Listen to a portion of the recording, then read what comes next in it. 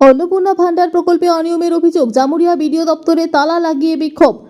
অন্নপূর্ণা ভান্ডার প্রকল্পে কথিত অনিয়ম এবং যোগ্য উপভোক্তাদের আবেদন আচমকা বাতিল করে দেওয়ার অভিযোগকে কেন্দ্র করে জামুরিয়া বিডিও দপ্তরে জোরদার বিক্ষোভ দেখালেন স্থানীয়রা।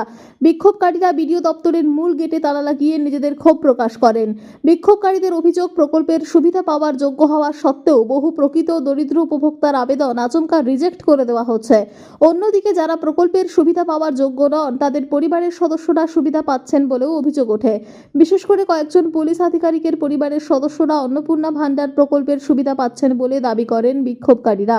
তাদের দাবি, এর আগে বহু উপভোক্তা নিয়মিতভাবে প্রকল্পের টাকা পেয়েছেন, কিন্তু চলতি মাসে আচমকাই তাদের আবেদন রিজেক্ট হয়ে যায়।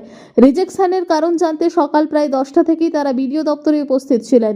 বিক্ষোভকারীদের অভিযোগ, বেলা 11:30 পর্যন্ত দপ্তরে কোনো আধিকারিক বা ডি গ্রুপের কর্মীকে দেখা যায়নি। এরপর ক্ষুব্ধ বিক্ষোভকারীরা দপ্তরের গেট বন্ধ করে অবস্থান বিক্ষোভ শুরু করে দেন।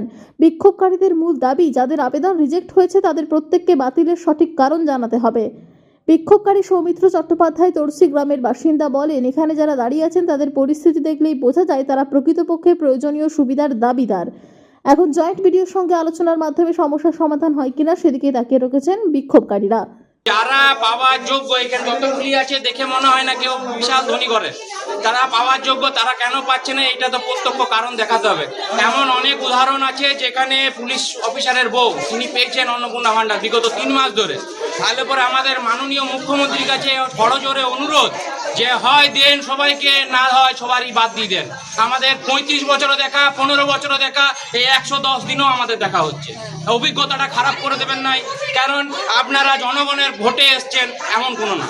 এখন আপনারা কি চাইছেন আর কি কথা হলো? আমরা চাইছি যে ভেরিফিকেশন যে হয়েছে, কি কারণে রিজেক্ট হয়েছে সেই কারণ দেখা, এবং যদি মনে হয় যে না এই ভেরিফিকেশন ভুল, তাহলে বিডিও স্যারের কাছে আন্তরিকভাবে অনুরোধ, উনি বাড়ি বাড়ি যেয়ে পরে দেখুন।